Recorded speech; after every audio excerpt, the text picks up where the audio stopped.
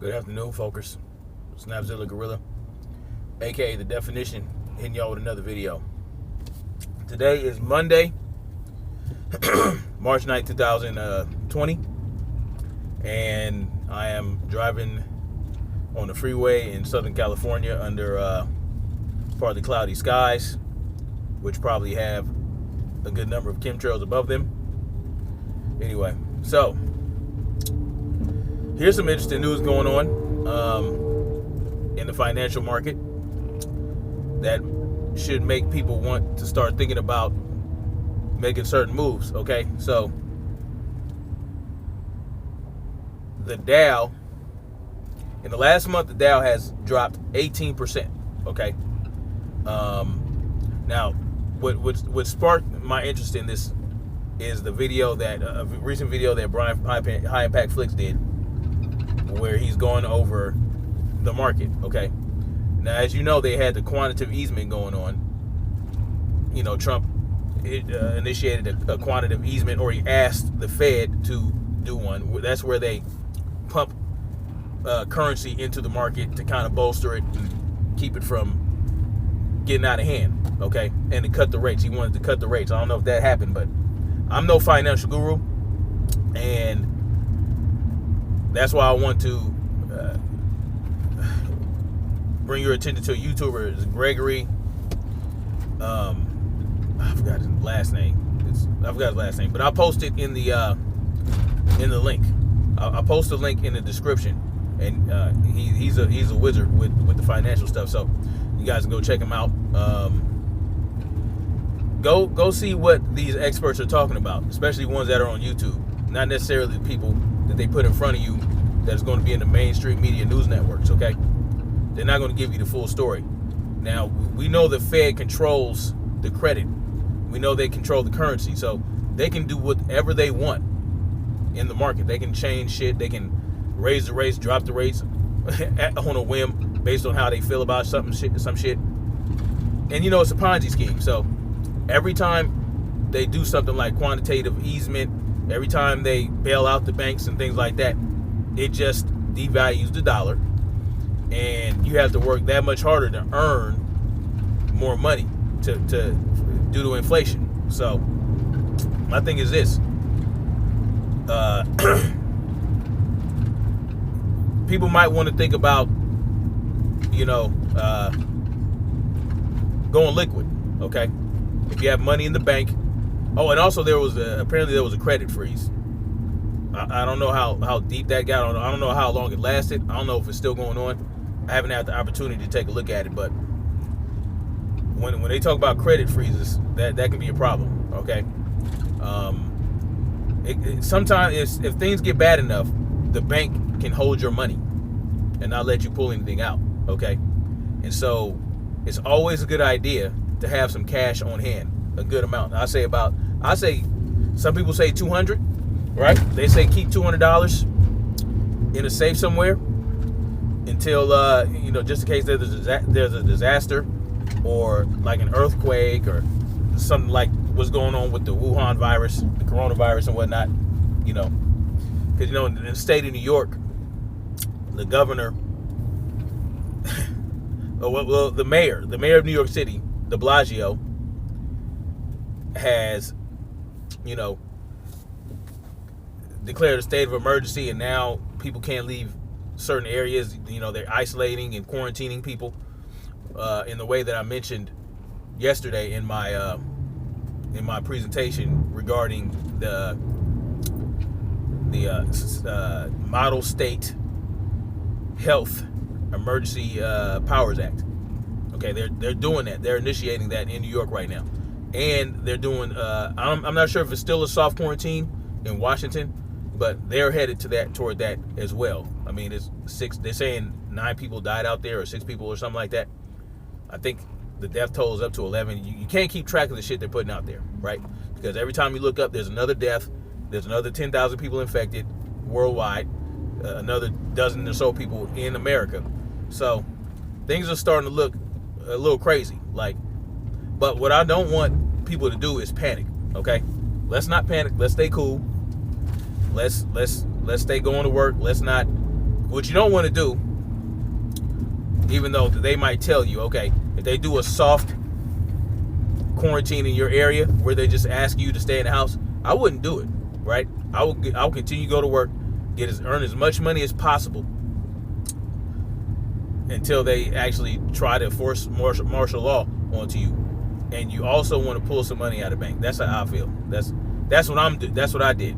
Okay, I always have some cash on hand, but I decided to pull more cash out of the bank just in case. And also, it's a good idea to buy gold and silver. The prices are dropping a little bit, and it's a good time to buy precious metals, physical precious metals. I was talking to my wife about this, and she was like, well, do you think we should buy some stuff in the market? Like, do you think we should buy things since it's dropping so much? I'm like, yeah, you would think this is a good time to buy, as far as, investing in things. It might appear to be a good time to buy because, the shares prices are dropping, but,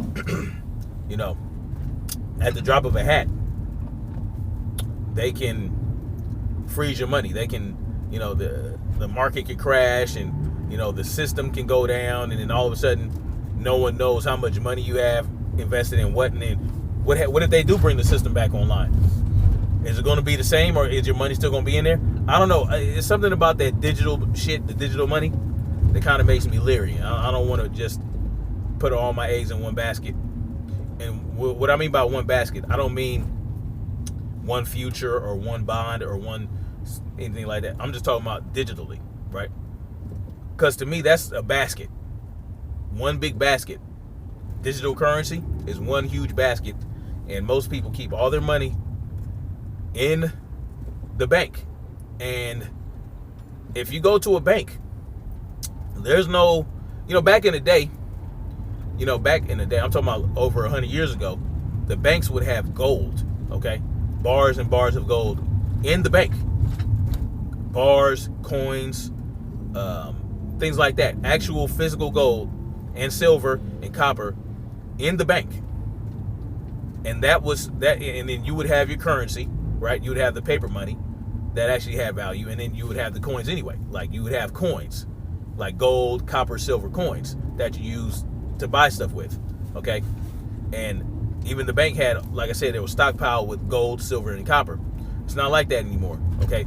They might have paper money. They'll have a lot of paper money in their safe, but they're not going to have precious metals in there unless it's in a safe deposit box. They might have some bonds in there. They might have some all that shit, but no, I wouldn't. They don't have gold sitting up in the bank, so that's not where your money is. You can't go to the bank and say, hey, you know what? I want to turn in this $2,000. I want to turn in this $5,000 and get that much money in gold.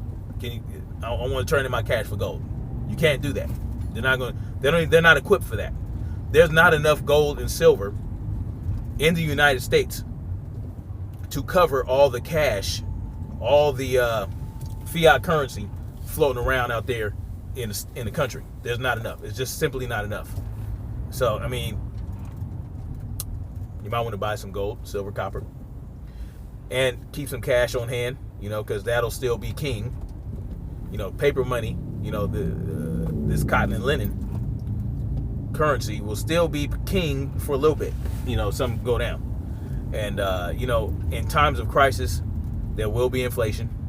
So, you might have to spend $10 on a gallon of water or whatever the case may be. So you definitely want to have some cash. You definitely want to have some gold and silver and copper. You definitely want to have projectiles for your personal protective devices and things like that. So these are things that are going to hold you over. If you already have that stuff stockpiled, you'll be good to go for a little bit. I say you want to be good to go for a month. Some people say 6 months, some people say 3 months, some people say a year. But if the disaster is big enough and you've lasted a month, then you probably have a good grasp on what you need to do. And then at that point, you could probably start venturing out and scavenging and do whatever the case, and doing whatever you need to do to last longer than that month. You know, let's say something goes down, you have a month's worth of supplies. If there is a way that you can go out there and gather even more stuff while you still have those supplies, you'll be A-okay. You'll be good to go. One thing I suggest, you know, you want to have a lot of fat. You want to have a lot of fat stored, like not on your body, but in, you know, your storage areas, wherever you store stuff. You want to have some coconut oil. You want to have some olive oil, avocado oil. You want to have some beef tallow, some lard, I have, you know, some duck fat. You know, you have this stuff on you. You have a whole bunch of it, and you can use that stuff for energy. So let's say you need to go out and scavenge, and you don't want to use up you don't want to eat all the food. You don't want to take no food with you. Shoot, take a little jar of fat. You know what I mean? And then, you know, if you start to get hungry, you need some energy, just pop some fat in your mouth, and then, you know, limit the amount of carbohydrates and sugar you take in, so that your body will start to burn the fat for fuel, and it's going to be clean energy. You know what I mean? So that's one thing I would suggest. Get you some fat. You know, I got a whole bunch of coconut oil stored up. You know, lasts a good little while. I got a whole bunch of duck fat stored up. It burns nice and it cooks nice and clean. It's really good. What else? Yeah, these are things you want to do. Well, I want to do. Shoot, that's what I'm doing. Since my body now uses fat for energy, you know, primarily, it's good to have some extra fat. You know. So, yeah. What else? Yeah, just want to be liquid, man. I'm gonna put some links in the description that you guys can go check out. You know, the financial guy, and then the video from Brian from High Impact Flicks. And of course, I went to double check. I went to go check the numbers that he gave, and I did indeed see that in the past month, the Dow has dropped 18 points since last month. In the last 10 days, it dropped 10%. Just in the last 10 days. And I think today it dropped 7%, something crazy like that. You know? So you really want to keep an eye on that stuff. I mean, it's manipulated. But just because it's manipulated doesn't mean that they'll give off signs of things to come. You know? Because look what happened. You had the Federal Reserve Act of 1913. 7 years later, the market crashes. You feel me?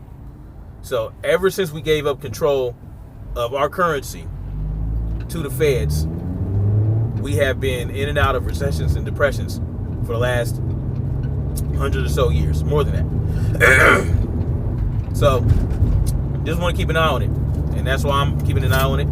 I'm not, like I said, I'm not a financial guy. I've invested in certain things, you know. But also, if you want to get some good advice on that,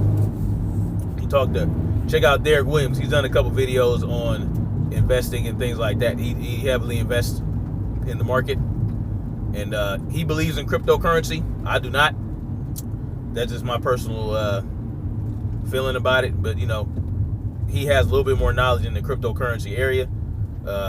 You know, that cryptocurrency will probably end up being the currency within the next few years. So, you know, I'm not a cryptocurrency guy, but you know, you guys can go check out those type of people that can give you more information on that. Anyway, stay up, stay vigilant, keep an eye on things, look out for distractions, and yeah, go out there and train.